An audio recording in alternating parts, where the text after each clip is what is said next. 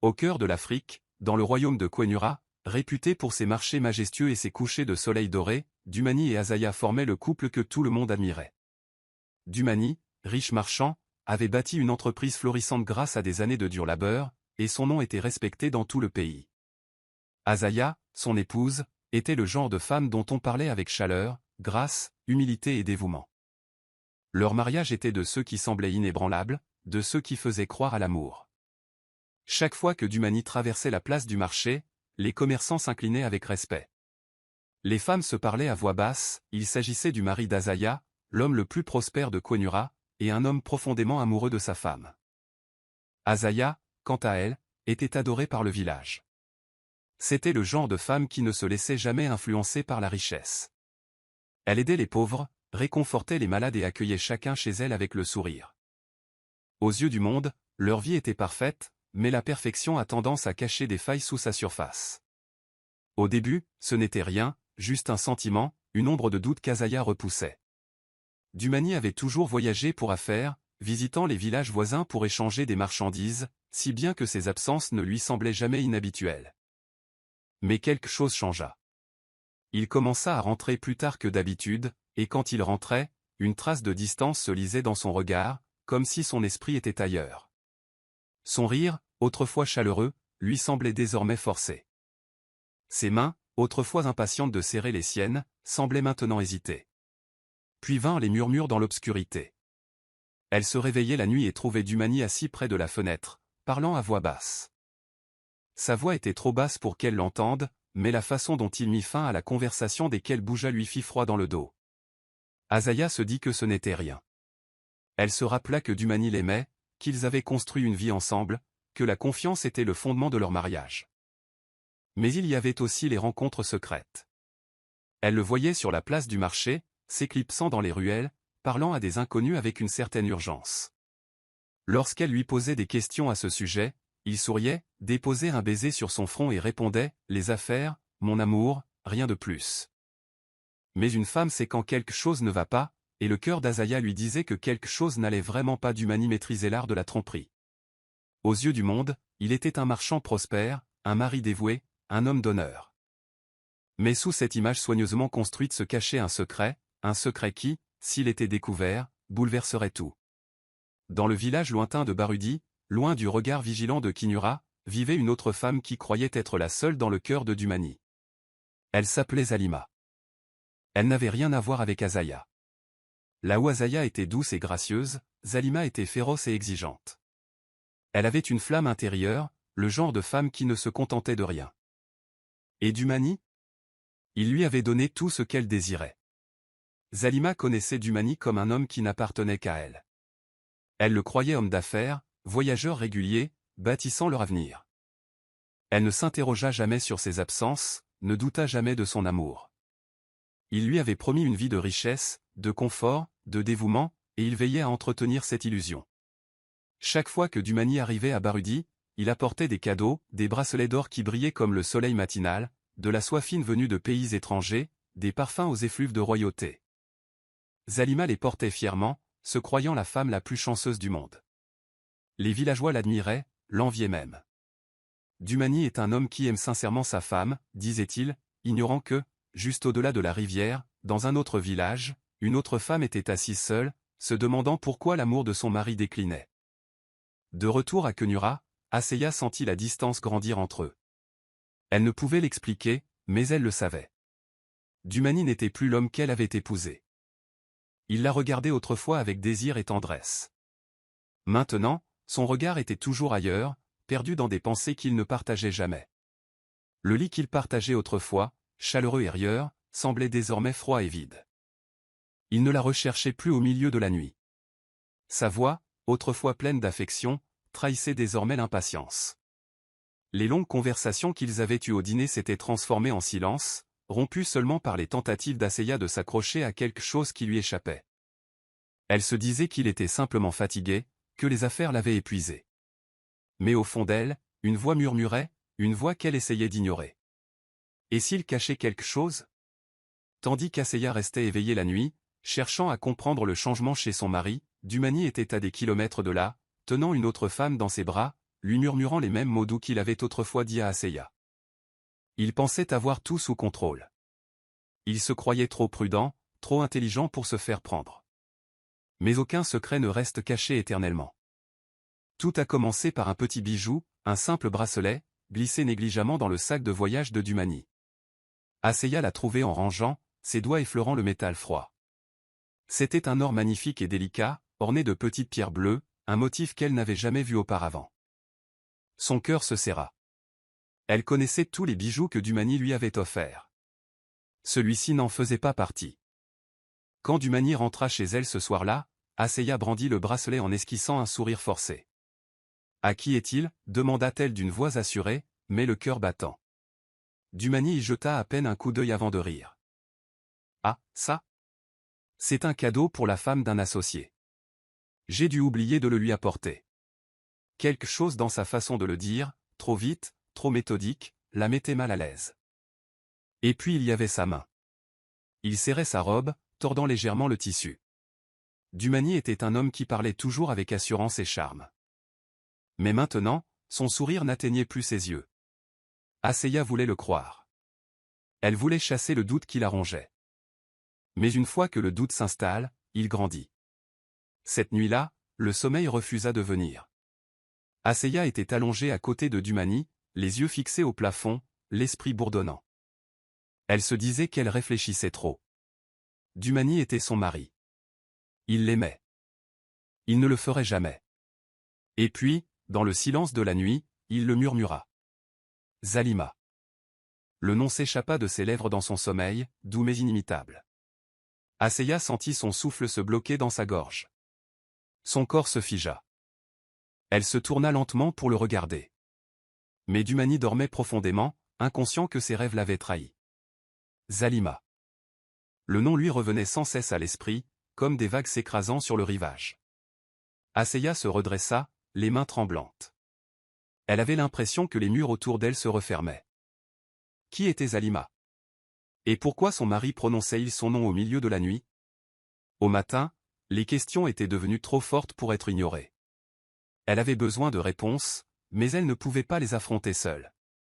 Elle s'enveloppa d'un châle et traversa le village, ses pas la portant jusqu'à celle qui lui avait toujours donné la sagesse, Mama Nyari. Mama Nyari était vieille, ses cheveux argentés comme le clair de lune, son visage ridé par des années de savoir. Elle était assise devant sa petite hutte, pilant des herbes d'une main ferme. Lorsqu'elle leva les yeux et vit le visage troublé d'Asseya, elle soupira. « Assieds-toi, mon enfant, dit-elle. Dis-moi ce qui pèse sur ton cœur. » Asseya hésita. Mais ensuite, les mots jaillirent. Le bracelet. Le sourire nerveux de Dumani. Le nom murmuré dans son sommeil. Mama Nyari écoutait en silence, les yeux fixés sur le visage d'Asseya. Puis, après un long silence, elle parla. Un homme qui cache ses pas laisse une traînée de poussière derrière lui, fronça les sourcils Asseya. Que veux-tu dire? Mama Nyari se pencha. Les secrets ont une façon de se révéler, mon enfant. Le vent porte les murmures, et même les mensonges les plus tenaces s'effondrent avec le temps. Observez attentivement. La vérité attend déjà que vous la découvriez. Un frisson parcourut Asseya. Elle voulait croire que ce n'était pas vrai. Que son mari était toujours celui qu'elle avait épousé. Mais au fond d'elle-même, elle le savait. La traînée de poussière avait déjà commencé à s'élever. Asseya ne pouvait plus ignorer la tempête qui grondait dans son cœur. Le bracelet. Le nom murmuré. La distance dans le regard de Dumani. Tout pointait vers une vérité, il cachait quelque chose, et elle allait découvrir quoi. Mais elle avait besoin d'aide. Quelqu'un de rapide, vif et discret. C'est alors qu'elle pensa à Koby. Koby était un enfant des rues. Pas plus de 12 ans, mais il avait l'œil d'un faucon et la ruse d'un renard. Il connaissait chaque chemin caché, chaque raccourci et chaque ruelle secrète de Kinura. Si quelqu'un pouvait suivre Dumani sans être vu, c'était bien lui. Lorsqu'Asseya le trouva près de la place du marché, lançant des pierres dans ses mains, elle ne perdit pas de temps. « Koby, murmura-t-elle. J'ai besoin que tu suives mon mari. » Les yeux de Koby pétillaient de curiosité. « Suivre maître Dumani? Pourquoi? » Asseya hésita. « Regardez où il va. » Regarde qui il rencontre. Et dis-moi tout. Koby sourit. Je peux le faire. Quelques jours plus tard, Dumani fit ses valises pour un nouveau voyage d'affaires. Il embrassa Asseya sur le front, murmura des mots d'amour et disparut sur la route poussiéreuse. Mais cette fois, Koby le suivit.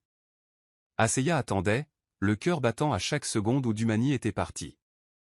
Elle avait prié, supplié, et même s'était convaincue que Koby reviendrait avec rien d'autre que des nouvelles d'affaires inoffensives.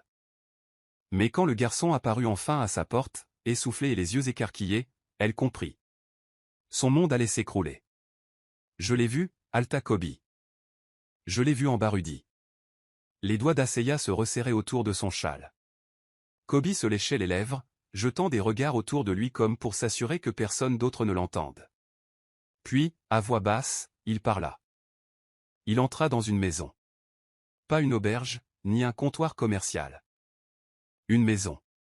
Une douleur aiguë traversa la poitrine d'Asseya. Mais elle la ravala. Dis-moi tout. Koby prit une grande inspiration. J'attendis. J'ai regardé. Au bout d'un moment, une femme est sortie. Elle était jeune, belle, et elle n'était pas seule. Il hésita, comme s'il ne savait pas s'il devait continuer. Parle, Koby. Le garçon baissa la voix. Il y avait aussi un enfant. Une petite fille. Elle courut dans ses bras. Il la souleva en riant, la fit tourner sur elle-même. Il l'embrassa sur le front, comme un père. Le monde d'Asseya bascula. L'air autour d'elle s'alourdissait. Une épouse pouvait ignorer les murmures. Une épouse pouvait faire taire ses doutes. Mais une enfant. C'était une vérité qu'aucun mensonge ne pouvait dissimuler. Ses poings se serrèrent. Mais elle s'efforça de rester calme. Elle ne pouvait pas se laisser aveugler par la colère. Elle ne pouvait pas laisser la douleur la rendre imprudente. Koby s'agita nerveusement. Tu veux que je le suive encore? Asseya secoua la tête. Numéro, tu en as assez fait. Elle fouilla dans sa bourse et lui tendit une petite pièce d'argent. N'en parlez à personne. Tandis que le garçon s'enfuyait, Asseya resta figée. Une seconde épouse. Un enfant. Une toute autre vie, cachée à ses yeux. Mais elle ne craquerait pas. Pas encore. Dumani avait bâti son monde sur des mensonges. Et maintenant, c'était elle qui allait tout détruire. Asseya ne pouvait plus se taire. Elle avait passé des nuits à se noyer dans la douleur.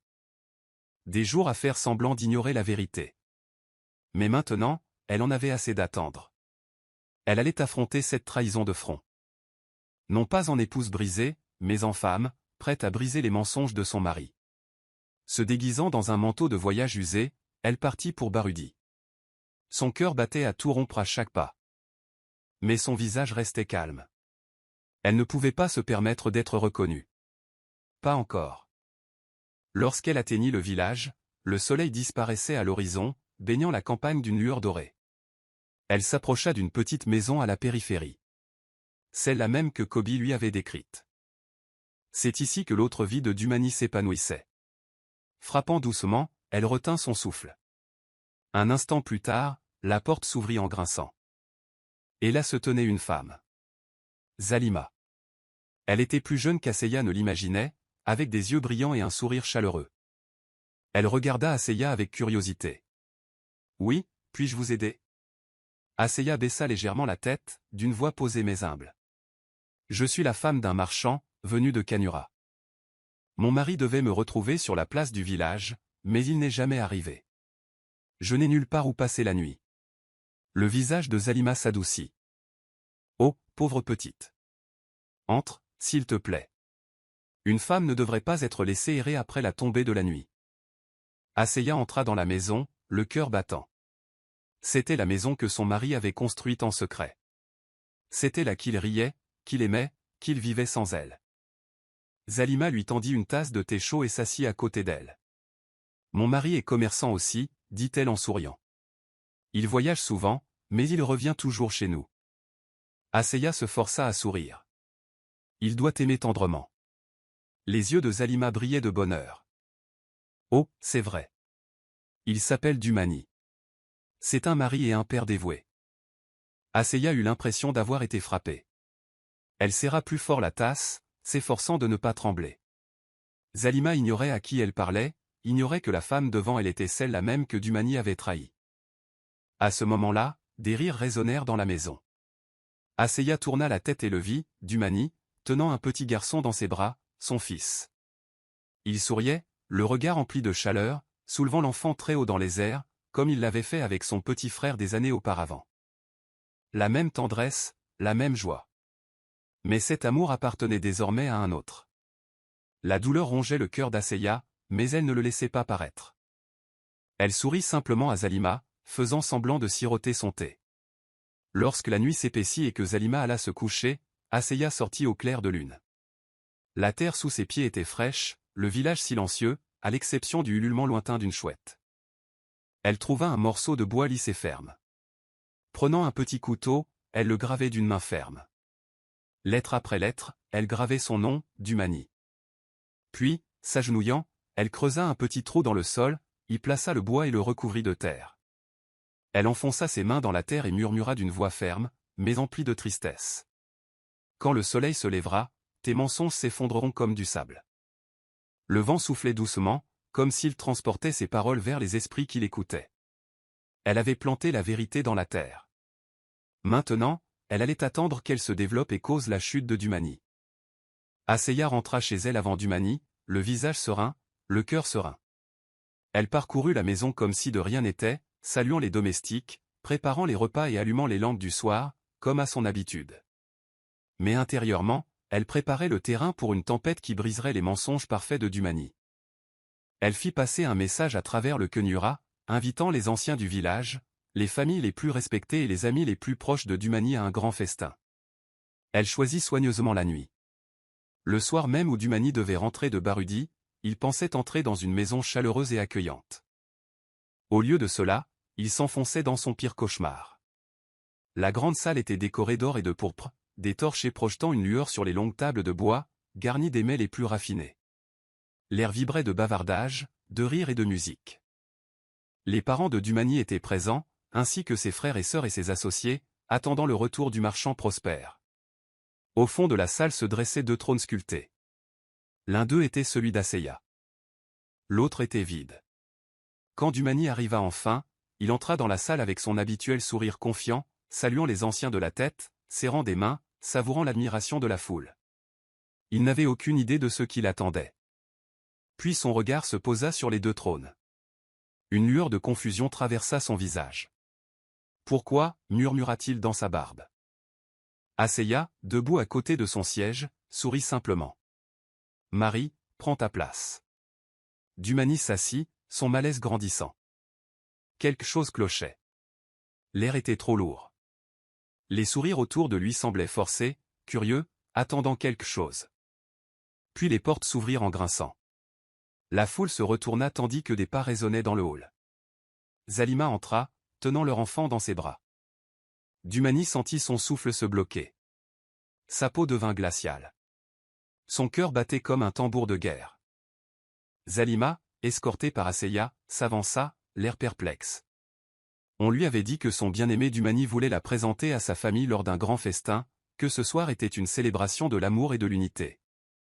Elle ignorait qu'elle allait droit au but et que son monde allait s'écrouler. Le silence retomba dans la pièce. Pas un souffle, pas un murmure. Puis Asseya prit la parole. Sa voix était calme, mais elle fendit l'air comme une lame. Honorables anciens, noble famille de Quenura, mon époux bien-aimé a toujours été un homme ambitieux, mais ce soir, nous célébrons non seulement sa réussite en affaires, mais aussi sa réussite en tromperie. Des murmures parcoururent la foule. Dumani déglutit difficilement et s'agita sur son siège. Pendant des années, j'ai été une épouse dévouée, aveugle à la vérité, poursuivit Asseya. Mais maintenant, je vois clair. Je vois la maison qu'il a construite à Barudi. Je vois la femme à qui il a promis son amour, et je vois le fils qu'il a élevé en secret, tout en me regardant dans les yeux et en me disant que j'étais sa seule reine. Des exclamations de surprise emplirent la salle. Les aînés échangèrent des regards choqués. La mère de Dumani se serra la poitrine. Ses frères le regardèrent avec incrédulité. Les yeux de Zalima se posèrent sur Dumani, les mains tremblantes. Que dit-elle demanda-t-elle d'une voix à peine murmurée. Asseya se tourna vers elle, le regard empli d'une froide compréhension. Je suis sa première femme, la femme qu'il a laissée dans l'ignorance pendant qu'il construisait une nouvelle vie avec toi. Zalima recula en titubant, le visage vidé de ses couleurs. Non, c'est impossible. Il m'a dit qu'il était à moi seul. Dumani se leva brusquement, la panique illuminant ses yeux. Asseya, s'il te plaît, pas ici. Mais Asseya leva la main, le réduisant au silence. J'ai eu confiance en toi autrefois, dit-elle d'une voix ferme. Je t'ai aimé. Mais l'amour ne vit pas là où règne la trahison. Et ce soir, le monde entier saura qui tu es vraiment. Dumani regarda autour de lui, cherchant une échappatoire, un soutien, n'importe quoi. Mais il n'y eut rien, juste le silence, juste le jugement. Et puis les murmures commencèrent. Son empire de mensonges s'effondrait. Zalima resta figée un instant, le visage pâle, le souffle court. Puis, telle une tempête déchaînée, elle se jeta sur Dumani, sa fureur explosant devant tout le monde. Tu m'as promis, tu as juré que je n'étais qu'une seule personne, hurla-t-elle, sa voix résonnant dans la grande salle. Ses mains tremblaient tandis qu'elle le désignait du doigt, le regard empli de trahison. Toutes ces années, tu m'as menti. Dumani recula en titubant, le visage trempé de sueur. Son assurance, autrefois assurée, s'effrita tandis qu'il balbutiait. Zalima, laisse-moi t'expliquer. Mais Zalima ne pouvait plus écouter. Elle saisit sa cape et le secoua, la voix brisée. Expliquer? Expliquer quoi? Que tu as vécu dans 2 maisons. Que tu m'as appelé ta reine alors qu'une autre femme porte ton nom? La foule murmura, la stupeur se transformant en dégoût. Les anciens de Kinura étaient assis dans leurs chaises hautes, le visage impassible, mais le jugement clair. Dumani avait humilié sa famille, son village et lui-même. Asseya s'avança, sa voix calme mais tranchante comme une lame. Pourtant, il mentira. Pourtant, il déformera la vérité. Elle brandit une liasse de lettres attachées avec un fil rouge. Mais la vérité ne se plie pas devant un menteur. Elle a remis les lettres aux anciens. Voici les mots qu'il a écrits à Zalima, se faisant passer pour un mari fidèle. Voici les cadeaux qu'il lui a envoyés avec des promesses volées. Et comme si cela ne suffisait pas, laissons Kobi parler. Kobi, le jeune homme à l'esprit vif qu'Asseya avait envoyé espionner Dumani, s'avança. Sa petite silhouette ne trembla pas sous le poids du moment. Je l'ai suivi, dit Kobi d'une voix claire. Je l'ai vu lui tenir la main, porter leur enfant, l'embrasser comme aucune autre femme n'existait. Et pourtant, il est rentré chez lui et a embrassé sa première femme de la même manière. Le silence dans la salle était pesant, étouffant. Dumani serrait les poings, ses lèvres pincées, comme s'il cherchait encore une issue. Mais il n'y en avait aucune. La poitrine de Zalima se soulevait et s'abaissait rapidement. Son chagrin était évident. Elle s'était battue pour cet homme, l'avait aimé, lui avait fait confiance. Elle n'était plus qu'une pièce de plus dans son jeu. Lentement, elle retira son collier de perles, le précieux collier de pierre qui symbolisait son amour et son engagement. Elle le garda un instant, les doigts tremblants, avant de le jeter aux pieds de Dumani. Que tes mensonges t'accablent jusqu'à te rendre insupportable, siffla-t-elle. Que ton ombre se détourne de toi. Que le sol sous tes pieds rejette tes pas, haleta la salle. Une malédiction venant d'une épouse trahie n'était pas prise à la légère. Dumani déglutit avec difficulté, le corps raide. Zalima, je t'en prie. Mais elle se détourna, des larmes ruisselant sur son visage furieux. Tu es mort pour moi, dirent enfin les anciens, leur voix grave tranchant l'air lourd. Dumani, tu as déshonoré ton nom, ta famille et ton royaume. Tu devras répondre de ta trahison. Dumani, autrefois grand marchand, se tenait la tête baissée, entouré des ruines de sa propre tromperie. La grande salle de Kinura était silencieuse, le poids du jugement pesant dans l'air. Tous les regards étaient braqués sur Dumani, l'homme qui autrefois arpentait ces terres avec fierté, un marchand prospère, un époux respecté. Il se tenait maintenant comme l'ombre de lui-même, le visage vidé de ses couleurs, le corps tremblant, attendant son sort.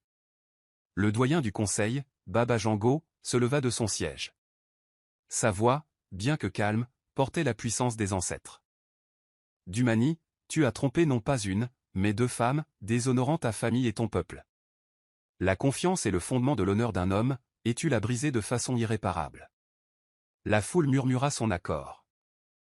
Les hommes secouaient la tête en signe de désapprobation. Les femmes chuchotaient entre elles, certaines lançant des regards dégoûtés à Dumani. Le respect qu'il inspirait autrefois s'était évanoui en un instant. Baba Jango poursuivit, pour ta trahison, tu en paieras le prix. Toutes tes richesses, tes terres, ta maison, ton commerce te seront dépouillés. Tu quitteras Quenura avec rien d'autre que tes vêtements. Tu n'es plus le bienvenu ici. Les genoux de Dumani fléchirent, ses lèvres s'entr'ouvrirent comme pour implorer la clémence, mais il ne trouva aucune pitié dans le regard des anciens. S'il vous plaît, j'ai bâti ma vie ici. C'est ma maison. Les anciens n'ont pas hésité. Ta maison a été bâtie sur des mensonges, et maintenant, comme des feuilles sèches au vent, ces mensonges se sont dispersés. Les gardes s'avancèrent, saisirent le bras de Dumani, prêts à l'escorter. Le marchand autrefois fier n'était plus qu'un homme déchu, dépouillé de ses richesses, de son pouvoir, de sa dignité. Dumani se tourna vers Zelima, le désespoir dans le regard. Zelima, viens avec moi. On peut reconstruire. On peut prendre un nouveau départ. Mais Zelima ne bougea pas. Son cœur était lourd, mais elle avait fait son choix. Elle jeta un coup d'œil à son fils, l'enfant innocent pris dans la tourmente des péchés de son père. Tu as bâti ta vie sur la tromperie, Dumani. Je ne laisserai pas notre fils grandir dans ton ombre. Sa voix était ferme, sa décision définitive. Elle élèverait leur fils seul, sans lui. Dumani se tourna alors vers Azaya, son premier amour, la femme qu'il avait juré de chérir, mais qu'il avait trahi. Ses lèvres tremblaient. Azaya, pardonne-moi. Azaya le regarda, non pas avec haine, ni avec colère, mais avec quelque chose de pire, de l'indifférence. Elle n'avait pas besoin de vengeance. Son châtiment était déjà inscrit dans son destin. Il avait tout perdu. Sans un mot, elle se retourna et s'éloigna. Elle ne se retourna pas, Dumani resta là, la regardant disparaître dans la foule, réalisant qu'il était vraiment seul. L'homme qui avait tout autrefois n'était plus rien. Le soleil brûlant tapait sur le dos de Dumani tandis qu'il avançait péniblement sur la route poussiéreuse, ses fines robes de soie remplacées par des haillons. Ses sandales autrefois cirées étaient usées, lui collant à peine aux pieds. L'homme qui traversait autrefois les villages avec une caravane de marchandises et de serviteurs marchait désormais seul, ne portant que le poids de ses erreurs passées. Son estomac gargouillait, mais aucun festin ne l'attendait, aucun serviteur pour préparer un repas, aucun foyer chaleureux où retourner. Il était réduit à l'état de mendiant, frappant aux portes, implorant des miettes comme un chien errant. À Burudi, là où il avait autrefois vécu dans un luxe secret, Dumani rechercha Zalima. Elle aurait sûrement pitié de lui. Après tout, ils avaient autrefois partagé rire, amour et un fils. Mais lorsqu'il arriva à sa porte, le spectacle qui s'offrit à lui brisa le cœur. Zalima se tenait droite, son fils accroché à sa jambe, ses petits yeux remplis de curiosité. Mais lorsqu'elle croisa le regard désespéré de Dumani, son expression ne trahit aucune douceur. « Pars, dit-elle froidement. Je ne laisserai pas mon fils grandir en sachant que son père est un menteur et un traître. » Dumani tomba à genoux. « Zalima, je t'en prie, je n'ai nulle part où aller. » Elle n'a pas bronché. « Tu avais tout, et tu as tout gâché. Cette porte ne s'ouvrira plus jamais pour toi. » Sur ce, elle se retourna et ferma la porte, laissant Dumani fixer les panneaux de bois, les mains tremblantes. Il entendait la petite voix de son fils à l'intérieur. « Maman, qui était cet homme ?» Le cœur de Dumani se brisa. Il erra de village en village, cherchant refuge, mais les portes se fermèrent sur lui. On murmura dans son dos. « C'est l'homme qui a trahi 2 femmes. » Il avait tout, mais la cupidité l'a détruit. Ne lui offrez pas d'abri. Il ne mérite pas la gentillesse. Les mains qui autrefois l'avaient accueilli le repoussèrent. Les nuits étaient les plus dures. Il dormait à même le sol froid, frissonnant sous le souffle du vent. Son corps, autrefois fort et bien nourri, commença à faiblir. Sa santé déclina. Sa voix, autrefois autoritaire, devint rauque à cause de la faim. Dumani, le grand marchand de Quenura, n'était plus qu'un fantôme errant, un homme maudit par ses propres choix. Le soleil se leva sur Quenura, projetant une lumière dorée sur le marché animé. Aseya se tenait fièrement parmi les marchands, sa présence imposant le respect. Elle n'était plus seulement l'épouse d'un homme riche, mais une femme à part entière, pleine de sagesse, de force et de pouvoir. Elle avait reconstruit sa vie, brique après brique, non pas en victime de trahison, mais en femme qui s'en était relevée. Les marchands des villages lointains venaient lui demander conseil. Le marché prospéra sous sa direction, et son nom fut prononcé avec admiration. Un après-midi, alors qu'elle supervisait le déchargement des nouvelles marchandises, un murmure se répandit dans la foule. Curieuse, elle se retourna et vit des villageois rassemblés près des portes, chuchotant. Un mendiant était arrivé, faible, sale, à peine capable de se tenir debout. Ses vêtements pendaient sur son corps frêle, sa silhouette autrefois robuste réduite à l'état de peau et d'os.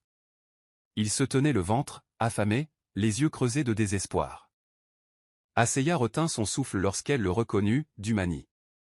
L'homme qui se tenait autrefois à ses côtés, vêtu de ses plus belles robes, celui qui avait trahi son amour et sa confiance, était maintenant agenouillé dans la poussière, implorant des miettes. L'espace d'un instant, le monde sembla s'arrêter. Les villageois chuchotaient entre eux, attendant de voir ce qu'Asseya allait faire. Elle s'avança, le cœur léger. Dumani releva la tête, et lorsque son regard la croisa le sien, la honte envahit son visage. Il essaya de parler, mais aucun mot ne sortit. Asseya fouilla dans le panier qu'elle portait et en sortit un morceau de pain. Elle le plaça dans ses mains tremblantes. Dumani le regarda avec incrédulité, puis la regarda de nouveau. Elle ne parla pas. Elle ne le gronda pas. Elle ne cherchait pas à se venger. Elle s'est simplement détournée et s'est éloignée. Et à cet instant, en le laissant derrière elle, elle savait que justice avait déjà été faite. Dans la vie, la trahison ne reste jamais impunie. Dumani pensait pouvoir déjouer le destin, tissant une toile de mensonges qu'il croyait indéchiffrable. Mais la vérité a le don de percer même la plus grande tromperie. Sa chute prouva que, même avec le plus grand soin, on dissimule ses péchés, les conséquences finissent toujours par les rattraper. Les mensonges peuvent durer un temps, mais le poids de la trahison est trop lourd à porter éternellement. Asseya, la femme qui l'avait trompé, prouva que la force ne réside pas seulement dans les mots ou la vengeance. C'est dans la sagesse, la patience et la résilience. Face au chagrin, elle ne s'est pas laissée détruire. Au contraire, elle a transformé sa douleur en force. Elle aurait pu crier, se battre, mais elle a choisi une autre voie. Elle a laissé la vérité parler d'elle-même, sachant que rien n'est plus puissant que de révéler la tromperie au monde. La force d'une femme ne réside pas seulement dans sa capacité à survivre à la trahison, mais aussi dans sa capacité à la surmonter. Le destin de Dumani fut une leçon de karma. Il avait tout, richesse, respect et amour.